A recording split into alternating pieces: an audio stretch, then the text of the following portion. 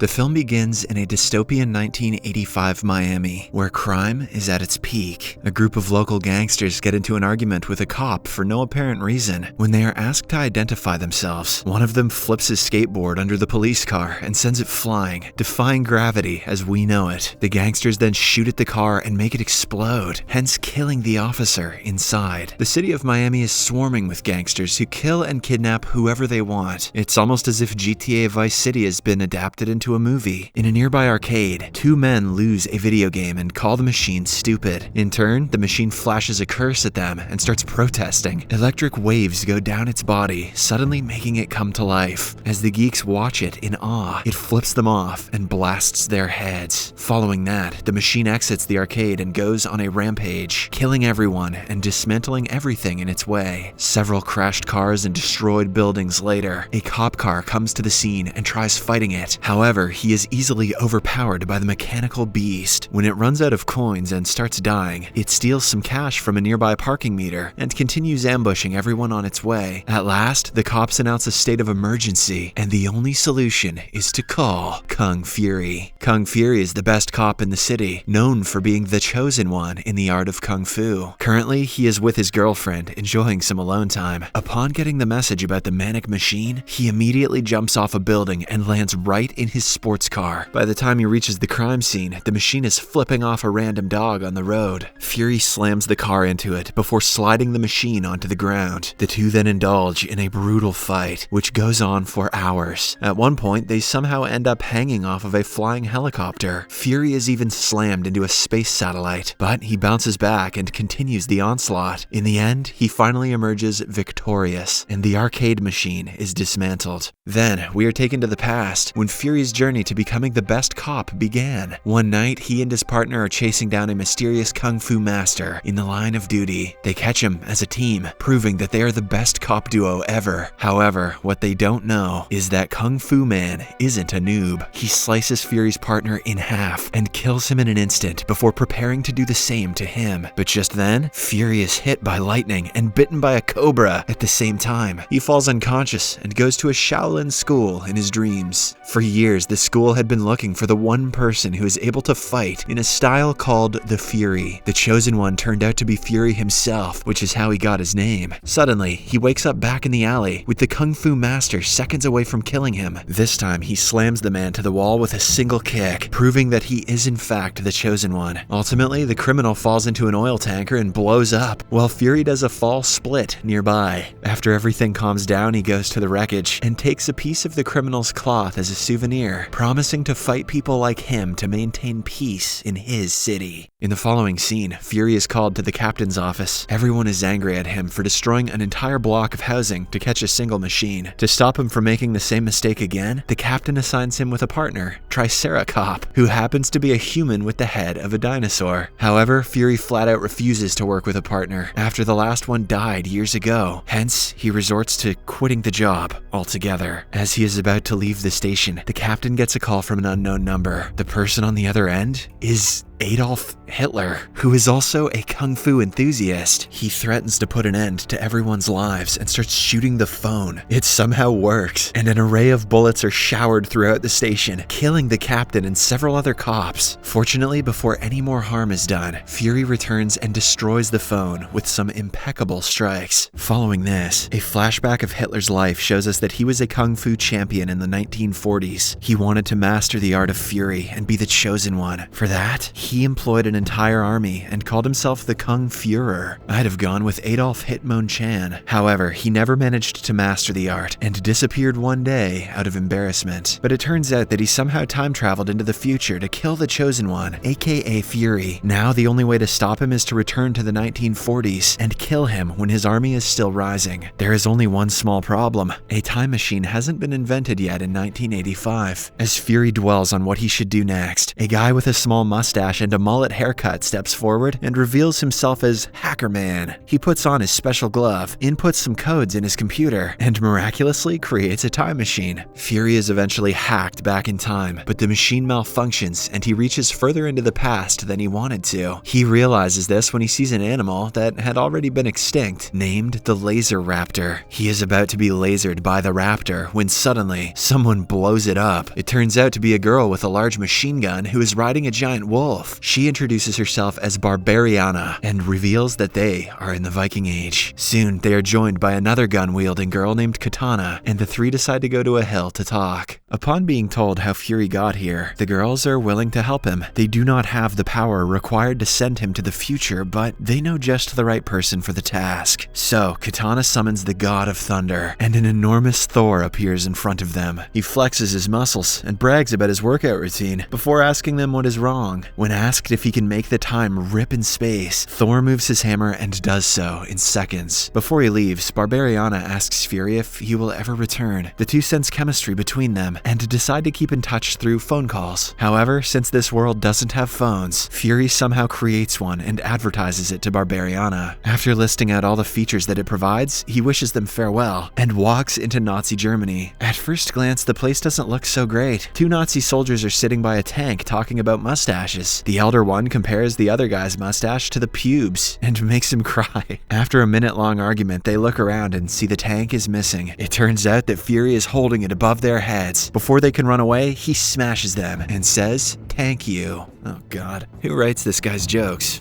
Me? At night, Hitler is giving a speech to a crowd of thousands of Nazis who, for some reason, are wearing gas masks. He declares himself to be the greatest Kung Führer of all time and asks the crowd if he is right. He only moves on to the next sentence once they affirm. Hitler also displays some awkward dance moves to wow the audience. Everything is going well until suddenly a loud bang is heard. A tank has come crashing through the ceiling, and seconds later, Fury jumps to the ground. He approaches a Nazi soldier and says, "I'm going to disarm you," before proceeding to literally tear his arm off. Then he plants it on a gun and creates helicopter wings by spinning it. The strange device allows him to fly over the crowd while shooting everyone in sight. The Führer finally orders his troops to get the intruder, but they are hardly a match to the one and only Kung Fury. Although he is surrounded by a sea of enemies, Fury fights them bravely without being touched even once. He decapitates some with only a kick and makes the others fly away into space. Hitler sees this and finally takes action. He brings out a machine gun which was hidden inside his podium and starts firing at the crowd randomly. Many of his own men are killed, but Fury is also shot several times. To everyone's surprise, he drops to the ground and Hitler wins. With this, all the Nazis erupt into loud cheers and celebrate their victory until some loud thunder startles them. The god of thunder drops from the sky, making everyone aware of his magnificent presence. Simultaneously, he is followed by Hackerman, Barbarianna, Katana, a laser raptor, and Fury's to-be police partner Triceracop. They collectively launch an attack on the Nazi army and kill them one after another. The dinosaur defeats half of the army with its laser eyes. Barbarianna and Katana prove that they are no less than any fighter. Triceracop and Hackerman are driven by their love for Fury, but the one who kills the most people is Thor. After an intense battle, they abruptly stop and watch the last Nazi fall to the ground. Now the only enemy left is Hitler himself. Suddenly, Hackerman notices that Fury is nowhere to be seen. They begin searching for him and finally find his dead body on the ground. In the meantime, an enraged Führer releases his massive pet eagle, which is made of solid gold. It immediately goes to attack the group but is stopped by the laser raptor. Then we are taken into a virtual world where a cartoon-like Fury is wandering around. He meets a giant cobra who turns out to be a spirit animal. It is the same snake that bit Fury the night he gained eternal knowledge and became the Chosen One. The cobra reveals that this is heaven and that Fury has died on Earth. This means he will get to continue living in luxury and happiness for eternity. However, it is far from what Fury wants. He shows the cobra his ID and insists that he has to return to Earth because he is a police officer. When the cobra still refuses, Fury glows red in rage. He jumps at the snake to kick it, but right before the hit, the cobra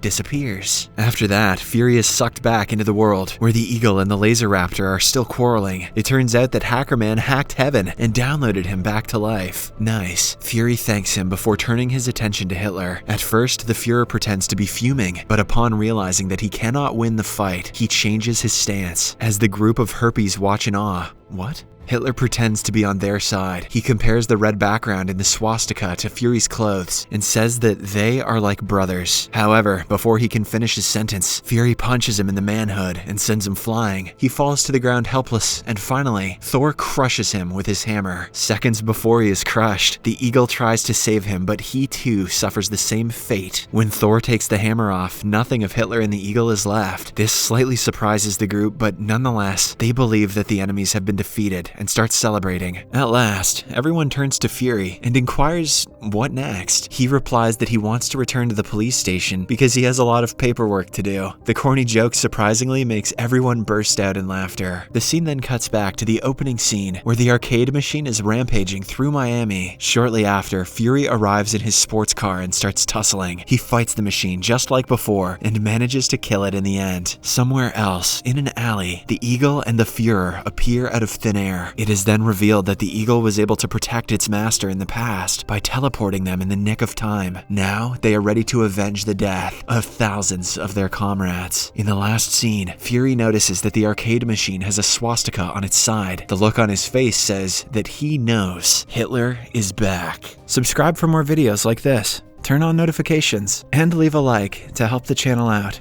Thank you for watching.